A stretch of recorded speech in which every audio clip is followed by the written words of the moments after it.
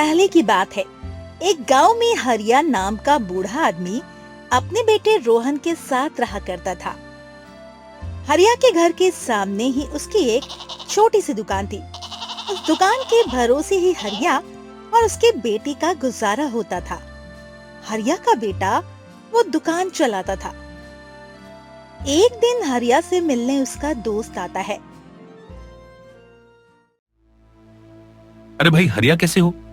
बड़े सालों बाद तुमसे मिल रहा हूं। सब कैसा चल रहा है? ठीक ही चल रहा है रमेश। तुम बताओ, तुम कैसे हो? और तुम्हारी तो 3 बेटियां हैं ना, वह कैसी है? अब तो बहुत बड़ी हो गई होगी।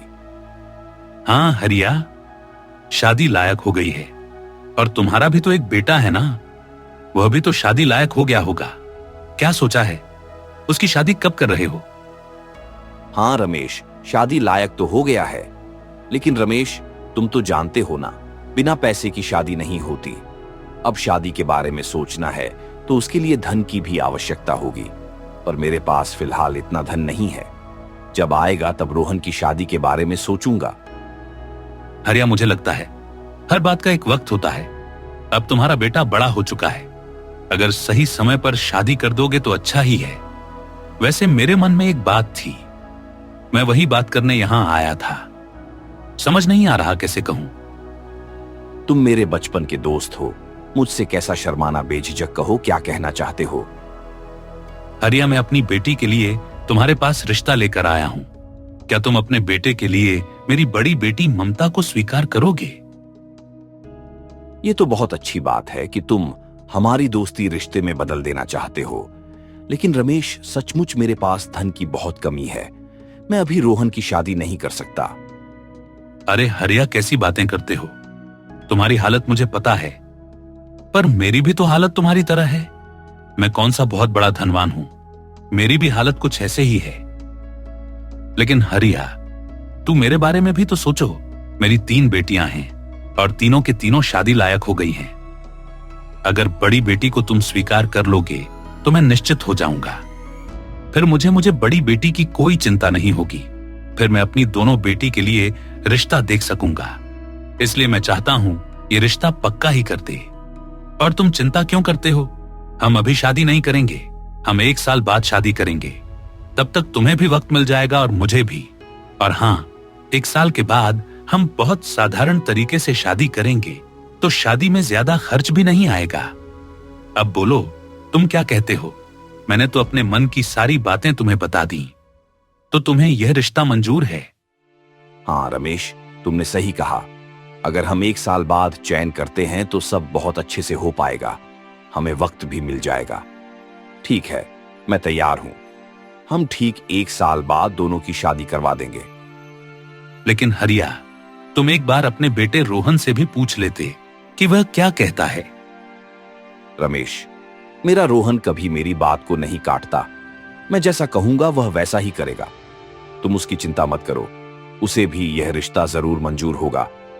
तब तो हम आज से दोस्त ही नहीं समझी बन चुके हैं। मुबारक हो। दोनों काफी खुश हो जाते हैं। और फिर जब रोहन दुकान से घर आता है, तब हरिया उसे उसके रिश्ते की बात बताता है। तुम्हें कोई आपत्ति तो नहीं है ना बेटा? मैंने सही तो किया ना? आप कैसी बातें कर रहे हो पिताजी? भला मुझे क्या आपत्ति हो सकती है? और आप मेरे लिए जो करोगे वही मेरे लिए अच्छा होगा। मुझे आप पर पूरा भरोसा है। आप मेरे लिए सब कुछ हो। आप जैसा कहोगे मैं वैसा ही करूंगा। हरिया ये बातें सुनकर तो बहुत खुश हो जाता है। फिर कुछ दिन ऐसे ही बीत जाते हैं। हरिया के गांव में एक साहूकार होता है, जिसकी नजर हरिया की दुकान और उसके घर पर होती है। एक दिन वो हरिया के पास आकर बोलता है, अरे हरिया, कुछ सोचा है? आप किसके बारे में बात कर रहे हो साहूकार जी? अरे मैंने तुम्हें पिछली बार कहा था ना कि मुझे तुम्हारी दुकान और घर बेच दो, बदले में तुम्हें बहुत अच्छी रकम दूंगा। मैं उसके बारे में बात कर रहा हूँ। क्या तुम मुझे बेचने के लिए तैयार हो? साहूकार जी, मैंने आपको कितनी बार कहा है, मैं अपना घर और दुकान किसी भी हालत में नहीं बेचूंगा। ये मेरे लिए सब कुछ है, मेरे जीने का सहारा है। मैं यहीं रहना चाहता हूँ। ये मेरे पिताजी की आखिरी निशानी है। यहाँ मेरी पत्नी की यादें हैं, मेरे रोहन की बचपन की यादें हैं। मैं ये जगह छोड़कर कहीं नहीं जाना चाहता। सोच लो हरिया, मैं तुम्हें इस जगह की दुगनी रकम दूंगा। फिर तुम उस रकम से अपना दूसरा मकान बना लेना, दूसरी जमीन खरीद लेना। लेकिन ये जमीन मुझे बेच दो, तुम्हारा बहुत फायदा होगा। अरे तुम्हारे भले के लिए ही कह रहा हूं, मान जाओ। नहीं साहूकार जी, दुगनी क्या? चाहे आप इस जगह के लिए मुझे 4 गुनी रकम क्यों ना दो, फिर भी मैं यह जगह किसी भी कीमत पर नहीं बेचूंगा। ठीक है भाई, अगर फिर भी तुम्हारा मन बदल जाए तो मुझे बता देना। ऐसा कहकर साहूकार वहां से चला जाता है। महीने बीत जाते हैं। हरिया की दुकान पर लोगों का आना कम हो जाता है। पिताजी, अब दुकान पहले जैसे नहीं चलती। पहले तो हमारा जैसे तैसे गुजारा हो जाता था, और जब हमें पैसों की जरूरत है तब दुकान तो पहले से भी कमजोर हो चुकी है। हमारे 2 वक्त घर का भी गुजारा नहीं हो पाता, तो हम शादी के लिए पैसे कहां से जमा करेंगे? ऐसा कैसे हो गया रोहन? आखिर हमारी दुकान पर लोगों का आना कम क्यों हो गया? पिताजी, हमारे गांव में पहले इतनी दुकान नहीं थी, इसलिए सब लोग हमारे यहाँ आया करते थे। लेकिन अब कई दुकानें खुल चुकी हैं, इसलिए लोग उन दुकानों पर जाने लगे हैं। और उन लोगों के पास पैसे हैं, इसलिए वो नई नई और ऊंचे दर्जे की चीज खरीद कर लाते हैं। हमारे पास तो इतने पैसे हैं नहीं कि हम इतनी ऊंचे दर्जे की चीज खरीद कर ला सके। शायद इसीलिए लोग अब हमारी दुकान पर आना पसंद नहीं करते। हाँ रोहन, तुमने सही कहा, शायद इसी वजह से। लेकिन रोहन, अब शादी को ज्यादा वक्त नहीं बचा है, कुछ ना कुछ करना पड़ेगा बेटा। दोनों सोच में पड़ जाते हैं और देखते ही देखते समय बीतता चला जाता है। अब शादी को केवल 3 महीने ही बचे होते हैं। रोहन दुकान पर गया होता है, तभी हरिया सोचता है, क्या करूं? देखते ही देखते यह 3 महीने भी बीत जाएंगे और दुकान से पैसे तो आने से रहे। बहुत दिन इंतजार कर लिया, लेकिन दुकान तो चलने से रही। मेरा एक ही बेटा है और मैंने रमेश से वादा किया है कि मैं उसकी बेटी से शादी करवाऊंगा। मुझे पैसों का इंतजाम करना होगा। एक काम करता हूं, साहूकार के पास जाकर कुछ पैसे लेकर आता हूं। शादी के बाद रोहन कुछ ना कुछ काम करके उसके पैसे चुका ही देगा।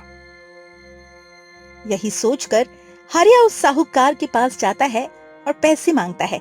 तभी साहूकार बोलता है, ठीक है, मैं तुम्हें पैसे देने के लिए तैयार हूं, लेकिन तुम मेरे पैसे लौटा दोगे इस बात की क्या गारंटी है? बदले में तुम्हें मेरे पास कुछ ना कुछ तो गिरवी रखना ही होगा। एक काम करो, तुम अपनी दुकान के कागजात मेरे पास गिरवी रख दो, फिर मैं तुम्हें पैसे दे सकता हूं।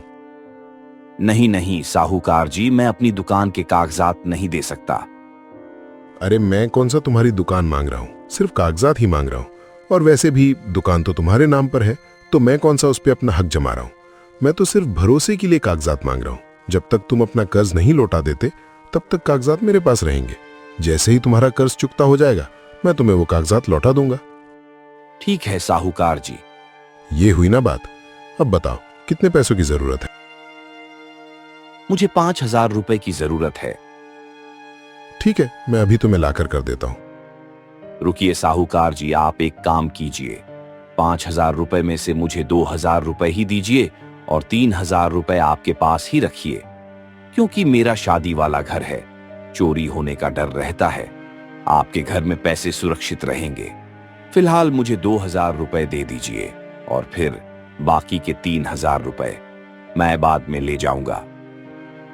अच्छा ठीक है, मैं अपने खाते में लिख लेता हूं कि तुमने मुझसे 5,000 रुपए लिए हैं। फिर हरिया 2,000 रुपए लेकर घर जाता है और उन पैसों को संभाल कर अलमारी में रख देता है और रोहन के लौटने का इंतजार करने लगता है। थोड़ी ही देर बाद हरिया की सीने में बहुत तेज दर्द होता है। वो बहुत तड़पता है, किसी को आवाज लगाने की कोशिश करता है, लेकिन उसके मुंह से आवाज नहीं निकलती और वो नीचे गिर जाता है। थोड़ी देर बाद रोहन घर लौटता है। अपने पिताजी को नीचे गिरा हुआ देख रोहन बहुत घबरा जाता है। उन्हें उठाने की कोशिश करता है, लेकिन हरिया नहीं उठता। रोहन वेद को बुलाकर ले आता है तो वेद जी हरिया को मृत घोषित कर देते हैं। नहीं वेद जी, ये नहीं हो सकता। मेरे पिताजी को तो कोई बीमारी नहीं थी, ये कैसे हो सकता है? अचानक उनकी मौत कैसे हो सकती है? मैं नहीं मान सकता। आप ठीक से देखिए। वेद जी उसे समझाते हैं और संतावना देते हैं। रोहन जोर जोर से रोने लगता है। फिर हरिया का अंतिम संस्कार किया जाता है। कुछ दिन तो ऐसे ही बीत जाते हैं। रोहन पूरी तरह से अकेला पड़ चुका था। वो टूट कर बिखर चुका था। एक दिन अलमारी में 2000 रुपए दिखते हैं। रोहन सोच में पड़ जाता है। ये पैसे यहाँ कैसे आए? मुझे लगता है जरूर पिताजी ने रखे होंगे। हमारे पास तो पैसे नहीं थे। जरूर से पिताजी ने किसी से कर्ज लिया होगा, लेकिन किससे? एक काम करता हूँ, ये पैसे जिससे भी लिए थे मैं उसे लौटा दूंगा, क्योंकि अब मेरी शादी करने का कोई इरादा नहीं। मैं शादी नहीं करूंगा। मेरे पिताजी मेरे लिए सब कुछ थे। मेरी पूरी दुनिया उजड़ चुकी है। मेरे सर पर एक उनका ही तो हाथ था, एक उनका ही सहारा था। वो मुझे छोड़कर जा चुके हैं और ठीक 3 महीने बाद शादी की तारीख है। मेरे पिताजी को गए हुए कुछ दिन हुए हैं और मैं शादी करूं?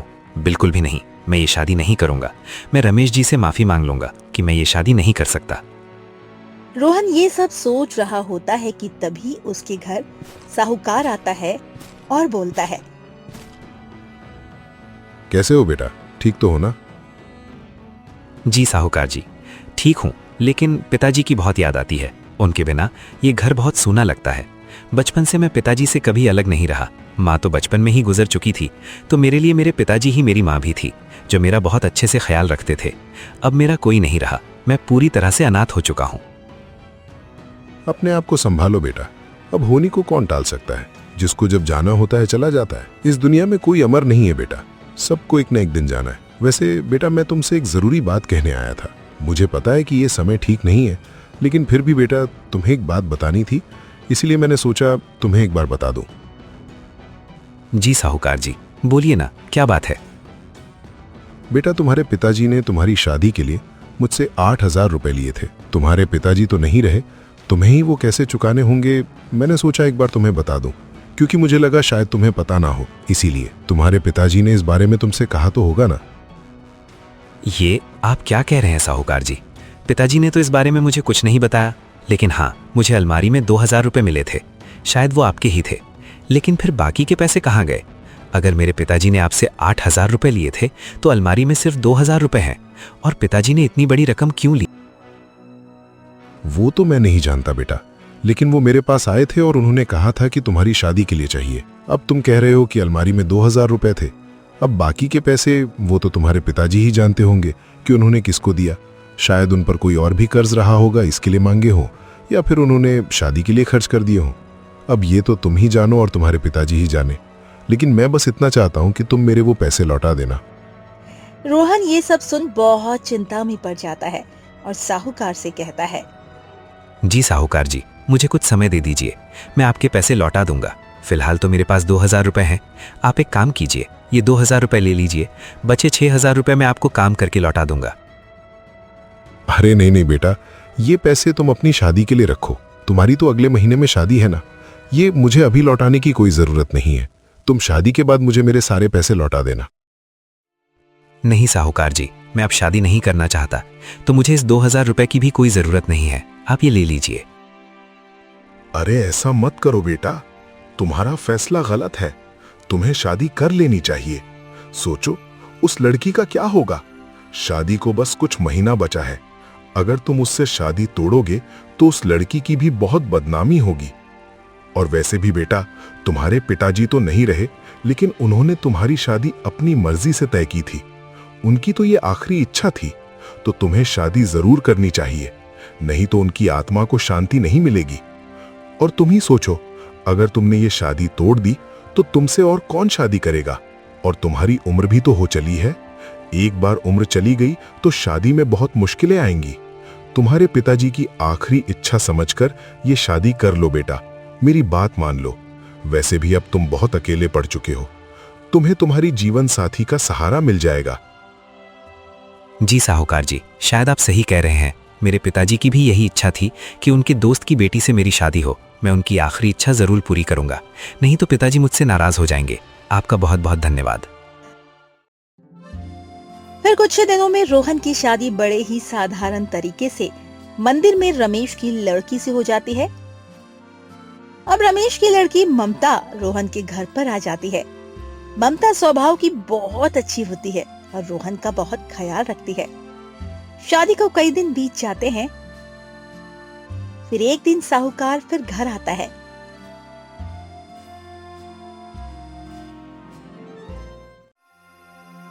अरे रोहन, तुमने अभी तक मेरे पैसे नहीं लौटाए। मेरे पैसे कब लौटा रहे हो? मुझे और कितना इंतजार करना पड़ेगा? जी साहूकार जी, मैं समझ रहा हूँ, मुझे कुछ वक्त दीजिए, मैं जल्द ही आपके पैसे लौटा दूंगा। मुझे नहीं लगता तुम जल्द ही मेरे पैसे लौटा पाओगे, क्योंकि तुम्हारी दुकान तो चलने से रही, गांव में और भी दुकानें हो चुकी हैं।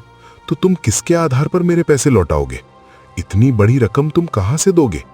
उससे अच्छा एक काम करो, मेरे पास तुम्हारे लिए एक बहुत अच्छा प्रस्ताव है। तुम अपनी दुकान और ये घर मुझे बेच दो, मैं तुम्हें इसके बहुत अच्छे रकम दूंगा। नहीं साहूकार जी, मैं ये घर और दुकान किसी भी कीमत पर नहीं बेचूंगा। ये मेरे पिताजी की आखिरी निशानी है। मेरे पिताजी ने आपसे कितनी बार कहा है कि ये दुकान और घर नहीं बेचेंगे, फिर भी आप हमारी दुकान और घर के पीछे क्यों पड़े हो? मैं जानता हूँ मेरे पिताजी ने आपसे पैसे लिए हैं, वो उनकी मजबूरी थी, इसलिए उन्होंने आपसे पैसे लिए। इस बात का ये मतलब नहीं कि मैं उसके बदले में अपना घर और दुकान दे दूं। मैंने आपसे कहा ना, मुझे कुछ वक्त दीजिए, मैं आपके सारे पैसे लौटा दूंगा। ठीक है, मैं तो तुम्हारे भले के लिए कह रहा था, क्योंकि मुझे अच्छे से पता है कि इतनी बड़ी रकम जुटा पाना तुम्हारे बस की बात नहीं। फिर भी तुम लौटा सकते हो तो तुम्हारे पास 2 महीने का समय है। अगर मुझे 2 महीने बाद मेरी पहली किश्त नहीं मिली तो याद रखना तुम्हारे दुकान के कागजात मेरे पास है। इसकी नौबत नहीं आएगी, मुझे अपने आप पर पूरा भरोसा है। मैं बहुत मेहनत करूंगा और कुछ ना कुछ करके आपके पैसे लौटा ही दूंगा, तुम चिंता मत करो। साहूकार वहां से चला जाता है। मुझे पता है दुकान के भरोसे में पैसे नहीं कमा पाऊंगा। मैं कल ही काम देखने निकल पड़ता हूँ और मजदूरी करके इकट्ठा करता हूँ, और जैसे ही पैसे इकट्ठा हो जाएंगे मैं किस्तों में उस साहूकार के पैसे लौटा दूंगा। यही सोचकर दूसरे दिन काम की तलाश में निकल पड़ता है। वो बहुत जगह काम की तलाश करता है, लेकिन काम नहीं बन पाता। वो एक जगह निराश होकर बैठ जाता है। तभी उसके पास एक सेठ आकर बोलता है, अरे सुनो, मुझे एक आदमी की जरूरत है, क्या तुम मेरे यहाँ काम करोगे? ये शब्द सुनकर रोहन बहुत खुश हो जाता है और झट से बोल पड़ता है, हाँ सेठ जी, जरूर करूंगा। आप तो मेरे लिए साक्षात भगवान बनकर आए हो। मैं काम की ही तलाश कर रहा था, लेकिन मुझे कहीं काम ही नहीं मिल रहा था। बताइए ना सेठ जी, क्या काम है? मैं जरूर करूंगा। गोदाम में से बोरियां निकालनी है, चलो मेरे साथ, मैं तुम्हें काम समझाता हूँ। रोहन उनके साथ उनके गोदाम में जाता है और दिन भर बोरियां उठाता है। रोहन को ये काम करने की आदत तो नहीं होती, इसीलिए वो पूरी तरह से थक जाता है। फिर भी वो काम करता रहता है और फिर काम हो जाने के बाद उस सेठ से अपनी मजदूरी के पैसे मांगता है। तो सेठ कहता है, हाँ रुको, दे रहा हूं। मैं क्या कहीं भागा जा रहा हूं जो तुम्हें इतनी जल्दी हो रही है? मेरा बटुआ कहां गया? अभी तो यही था। जरा हटो, मुझे मेरा बटुआ देखने दो। उस सेठ को अपना बटुआ कहीं दिखाई नहीं देता, तो वो जोर से चिल्लाता है, ए लड़के, मेरा बटुआ कहां है? सेठ जी, मुझे क्या पता आपका बटुआ कहाँ है? मैं तो अभी आपके पास आया हूँ, वो तो आपको पता होगा। झूठ मत बोल, मेरा बटुआ तूने ही चुराया है। तेरे आने से पहले यहां बटुआ था, अब मेरा बटुआ कैसे गायब हो सकता है? इसका मतलब तूने ही मेरा बटुआ चुराया है। चोर कहीं के, तो तू चोरी करने के इधर इरादे से यहां आया था। ऐसा एहसान फरामोश मैंने तुझे काम दिया और तू मेरे यहां चोरी करता है। चल निकाल मेरा बटुआ।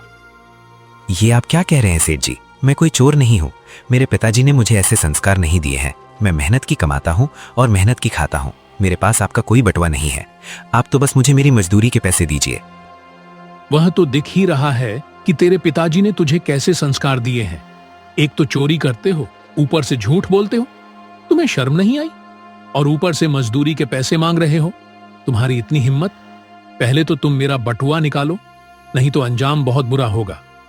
मैंने कहा ना, मेरे पास कोई बटुआ नहीं है। अच्छा तो ठीक है, तो तू ऐसे नहीं मानेगा।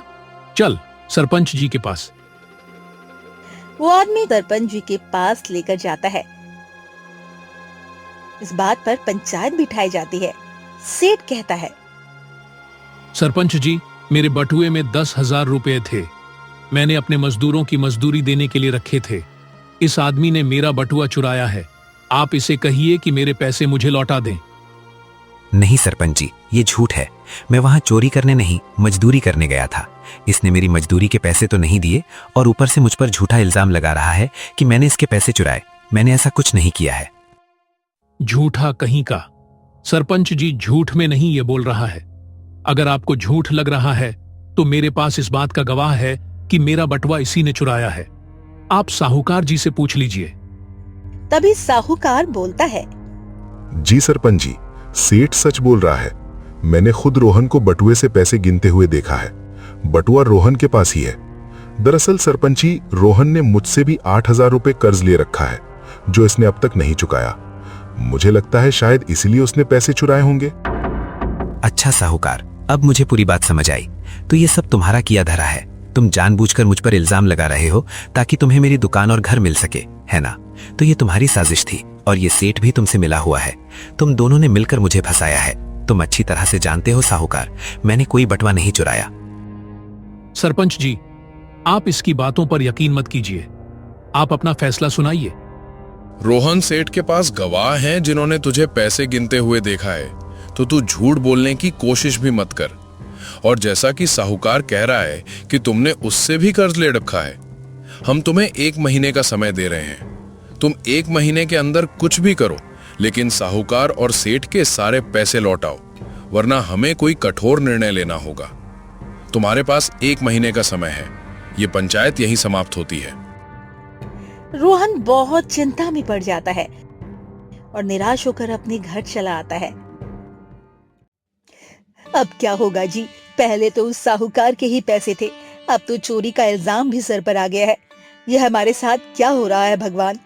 क्यों हमारी इतनी कठिन परीक्षा ले रहे हैं? इतनी बड़ी रकम तो हम कभी भी नहीं जुटा पाएंगे। और ये सब उस साहूकार ने जानबूझकर किया है। उसने जानबूझकर उस सेठ को आपके पास भेजा और आपको काम दिलाया ताकि वो आप पर चोरी का इल्जाम लगा सके, क्योंकि वो हमारा घर और दुकान हथियाना चाहता है। उसे लगा अगर वो इतनी बड़ी चोरी का इल्जाम लगाएगा तो हम अपनी बड़ी रकम लौटा नहीं पाएंगे और उससे हमारा घर और दुकान भी मिल जाएगा। इसीलिए उसने ये षड्यंत्र रचा। वो कितना नीच और गिरा हुआ आदमी है। भगवान उसे कभी खुश नहीं रखेगा। उसका सत्यानाश होगा। उसे हमारी बद्दुआ जरूर लगेगी। ममता, मैं जानता हूँ इस वक्त सारे रास्ते बंद हो चुके हैं, लेकिन जब सारे रास्ते बंद हो जाएं, तब एक रास्ता हमेशा खुला रहता है और वो है ईश्वर। और मुझे उस पर पूरा भरोसा है।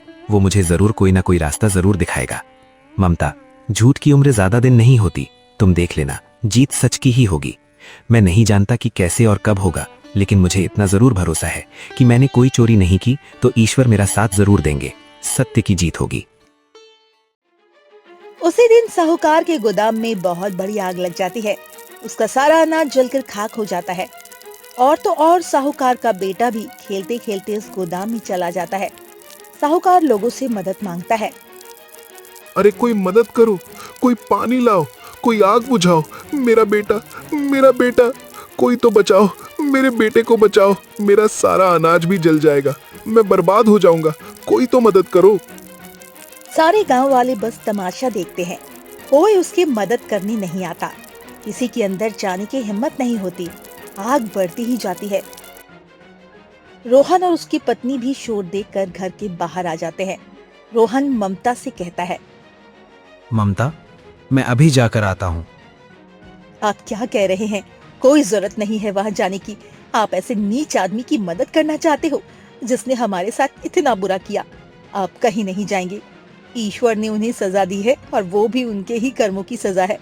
उन्हें भी भुगतने दीजिए। नहीं ममता, ये वक्त ऐसी बातें सोचने का नहीं है। भले ही उसने मेरे साथ कितना भी बुरा किया हो, लेकिन इंसानियत के नाते मुझे उसकी मदद करनी होगी। उसे अपने कर्मों की सजा मिलेगी, वो ईश्वर देगा। लेकिन इंसानियत के नाते मैं उसके बच्चे को यूं जलता हुआ नहीं देख सकता। अगर मुझ में भी इंसानियत ना रही तो उनमें और मुझ में फर्क क्या रह जाएगा? मुझे जाना होगा। रोहन दौड़ पड़ता है और एक चादर लपेटकर भागते हुए आग के अंदर जाता है। और साहूकार के बेटे को बाहर निकालता है। सारे लोग ये देखकर दंग रह जाते हैं। साहूकार को अपनी आंखों पर यकीन नहीं होता। वो भी देखकर दंग रह जाता है और अपने बच्चों को जिंदा देख बहुत खुश होता है। ना चाहते हुए भी साहूकार को रोहन का एहसान लेना पड़ा। उसके लिए इसे दुख होता है। वो रोहन से धन्यवाद तक नहीं कहता और वो रोहन वहां से चला जाता है। देखा आपने अपनी जान की परवाह किए बिना उस साहूकार के बेटे की जान बचाई, लेकिन उस नीच आदमी ने आपको धन्यवाद तक कहना नहीं ठीक समझा। ममता, मैं उसके धन्यवाद के लिए उसके बेटे को बचाने नहीं गया था। मैं इंसानियत के नाते गया था। वो भले मेरा धन्यवाद करें या ना करें, लेकिन मेरे मन में इस बात का तो नहीं रहेगा कि मैं उसके बेटे की जान नहीं बचा पाया। मैं उसे अपनी आंखों के सामने मरता हुआ नहीं देख सकता था। तुमने देखा नहीं, गांव में कोई भी आदमी आगे आने को तैयार नहीं था। अगर मैं न जाता तो शायद उसे बेटे की जान चली जाती, और एक बेटे की जान बाप के लिए बहुत कीमती होती है। साहूकार और उसकी पत्नी जीते जी मर जाते। ये तो उनके कर्मों की सजा थी जो उन्हें मिल रही थी। मुझे नहीं लगता जी कि आपको उनकी मदद करनी चाहिए थी, क्योंकि वो इस लायक है ही नहीं। छोड़ो ममता, ईश्वर सब देख रहा है। मैंने कहा ना, इंसाफ वो करेगा। उसके पास न्याय है, अन्याय नहीं। सब ईश्वर पर छोड़ दो। इधर साहूकार बैठकर सोचता है। मैं तो पूरी तरह से बर्बाद हो चुका हूँ। गोदाम का सारा माल जलकर राख हो चुका है। मेरे पास तो अब कुछ भी नहीं बचा। वो तो अच्छा हुआ मेरे बेटे की जान बच गई, नहीं तो आज तो मैं अपने बेटे को भी खो देता। और मुझे मजबूरन ऐसे आदमी का एहसान लेना पड़ा जिसे मैं सबकी ज्यादा नफरत करता हूँ। आपको शर्म आनी चाहिए, ऐसी घटिया सोच रखते हो। अरे उस रोहन ने अपनी जान पर खेलकर हमारे बेटे की जान बचाई, फिर भी आप उसके बारे में ऐसा सोच रहे हो। आपने तो उसका धन्यवाद तक नहीं किया। आज अगर वो रोहन ना होता ना, तो हमारा बेटा भी ना होता। आज हम उसकी लाश पर रो रहे होते, फिर भी आपका दिल नहीं पिघला। आपने उसके साथ न जाने क्या क्या नहीं किया, उसे कितनी दुख तकलीफें दी, फिर भी उसने सारी बातें भूलकर हमारे बच्चे को बचाने आया, जबकि गांव में कोई भी उस आग के पास जाने के लिए तैयार नहीं था। अरे गांव वाले तो क्या, आप खुद उस बच्चे के पिता होकर उसे नहीं बचा पाए। आपको शर्म आनी चाहिए। अगर यही बात रोहन के साथ होती ना, तो आप ही बताइए, आप उसके बच्चे को बचाने जाते? जहाँ तक मैं जानती हूँ बिल्कुल नहीं जाते, बल्कि दूर खड़े रह के उसकी बर्बादी का तमाशा देखते और खुश होते। आज ईश्वर ने आपको आपके पापों की सजा दी है, वो तो शुक्र मनाइए, उस रोहन की वजह से हमारा बेटा बच गया। नहीं तो ईश्वर आपको ऐसी सजा देता ना, जो आप जिंदगी भर न भूल पाते। अपनी पत्नी की सारी बातें सुनकर लालचंद का सर शर्म से झुक जाता है। कुछ दिन ऐसे ही बीत जाते हैं। एक दिन साहूकार के यहाँ सेठ आता है और बोलता है, साहूकार, तुम्हारे गोदाम के लिए आधे पैसे मैंने दिए थे। मैं वह पैसे मांगने आया हूँ। मेरे पैसे मुझे वापस करो। तुम कैसी बातें कर रहे हो? तुम्हें अच्छे से पता है मेरे गोदाम में आग लग चुकी है। मेरे पास कुछ नहीं बचा। मैं तुम्हें कहां से पैसे दूंगा? और तुम तो मेरे बहुत अच्छे दोस्त हो ना, तुम्हें तो मेरी तकलीफ समझ लेनी चाहिए। तुम मुझसे ऐसी हालत में पैसे कैसे मांग सकते हो? देख साहूकार, दोस्ती अपनी जगह और व्यापार अपनी जगह। मैं व्यापार में दोस्ती को नहीं लाना चाहता। मुझे अपने पैसों से मतलब है। दोस्ती के नाम पर तू बच नहीं सकता। मुझे मेरे पैसे वापस चाहिए, नहीं तो अच्छा नहीं होगा। सेठ ये कहकर वहां से चला जाता है। सुगंधा, वो सेठ मुझे धमकी देकर गया है और वो बहुत खतरनाक आदमी है। इतने दिनों तक मैं उसके साथ रहा, मैं उसे इतना तो जान ही चुका हूं कि वो पैसे के लिए कुछ भी कर सकता है। हमारे पास कोई रास्ता नहीं है। हमें ये घर उसे बेचना ही होगा, क्योंकि इतनी बड़ी रकम मैं उसे नहीं दे पाऊंगा। ये आपके कर्मों की सजा है, जो आपके साथ साथ मुझे भी भुगतनी पड़ रही है। और रख लो दूसरों की जमीन पर नजर, इसीलिए आपके साथ ये सब हो रहा है। आज आपको खुद के घर बेचने की नौबत आ गई है। हाँ सुगंधा, मैं जानता हूँ ये मेरे ही पापा की सजा है, जो मुझे भुगतनी ही होगी। साहूकार को मजबूरन अपना घर सेठ को बेचना पड़ा और खुद एक बड़े से घर से निकलकर छोटे से घर में रहने लगा। साहूकार रोहन के घर जाकर उससे माफी मांगते हुए कहता है, रोहन, मुझे माफ कर दो। मैंने तुम्हारे साथ बहुत बुरा किया है, तुमसे झूठ बोला है। तुम्हारे पिताजी ने मुझसे 5,000 रुपए नहीं बल्कि 2,000 रुपए ही लिए थे। सेठ को मैंने ही कहा था कि तुम पर चोरी का इल्जाम लगाए। मुझे लगा अगर मैं तुम्हें ऐसे मजबूर कर दूंगा तो तुम्हारा घर और तुम्हारी दुकान मुझे मिल जाएगी। शायद इसीलिए आज मुझे ये सजा मिल रही है। मैं घुट घुट कर जी रहा हूं। रोहन, एक बार कह दो कि तुमने मुझे माफ कर दिया है। मेरे दिल पर से बहुत बड़ा बोझ उतर जाएगा। मुझे माफ कर दो रोहन। तुम्हें माफी मांगने की कोई जरूरत नहीं है। तुम्हें अपने किए की सजा मिल चुकी है। मैं कौन होता हूं तुम्हें माफ करने वाला? इंसाफ तो ईश्वर करता है। मुझे बस उन पर इतना यकीन था कि वो सत्य का ही साथ देंगे। झूठ की ना कभी जीत हुई थी और ना ही होगी। भले देर से ही सही, लेकिन सच की ही जीत होती है। तुम मेरे साथ चलो रोहन। मैंने सारे गांव वालों के सामने तुम्हें झूठा साबित किया था। पंचायत में भी मैं झूठी गवाही दी थी। अब मैं सबके सामने सच कहूंगा। मैं पंचायत में बताऊंगा कि तुम निर्दोष हो। तुमने कुछ नहीं किया था। सारी गलती मेरी थी। भले ही पंचायत मुझे कोई भी सजा क्यों ना सुनाए, मुझे मंजूर होगा। तुम चलो मेरे साथ। साहूकार रोहन को जबरदस्ती अपने साथ सरपंच के पास लेकर जाता है और उन्हें सारी बात बताता है। सरपंच ये सुनकर बहुत गुस्सा होते हैं। तुमने पंचायत में झूठी गवाही देने के बदले और रोहन से धोखाधड़ी करने के बदले सजा जरूर मिलेगी। नहीं सरपंच जी, मेरी आपसे विनती है, आप साहूकार को क्षमा कर दीजिए। इसे अपने किए की सजा मिल चुकी है। मैं इसे कोई सजा नहीं देना चाहता। देखा साहूकार, तुमने रोहन के साथ कितना बुरा किया, फिर भी वो आज तुम्हारे बारे में सोच रहा है। आज सिर्फ रोहन की वजह से तुम सजा से बच रहे हो, वरना हम तुम्हें ऐसी सजा सुनाते जिसके बारे में तुम सोच भी नहीं सकते थे। ये बात सुन साहूकार का सर शर्म से झुक जाता है। साहूकार के बुरे दिन आ चुके थे। अब उसके घर में खाने पीने तक को अनाज न रहता। इधर रोहन की भी दुकान थोड़ी चलने लगी थी। दिन बीतते चले जाते हैं। रोहन के पास अब थोड़ी थोड़ी पैसे इकट्ठा होने लगते हैं, तो वो शहर से अच्छा सामान लाने लगता है और गांव में बेचता है। अब रोहन की दुकान बहुत अच्छी से चलने लगती है। एक दिन रोहन साहूकार के घर आकर उसे खाने का सामान देते हुए बोलता है। साहूकार, मैं जानता हूं तुम्हारा परिवार भूखा है। मैं तुम्हारे लिए खाने का सामान लेकर आया हूं। ये सामान मेरे दुकान से लाया हूं। सोचा तुम्हारे कुछ काम आ जाए। और इसके बाद साहूकार सब्जी का व्यापार करके अपने परिवार का पालन पोषण करने लगता है। अब वो घमंड और लालच छोड़कर एक बहुत अच्छा आदमी बन जाता है। तो दोस्तों, ये तो थी कहानी। कैसी लगी आपको कमेंट सेक्शन में कमेंट करके जरूर बताइएगा। और ऐसे ही मजेदार कहानियों के लिए हमारे चैनल को लाइक, सब्सक्राइब और शेयर करना ना भूलिएगा।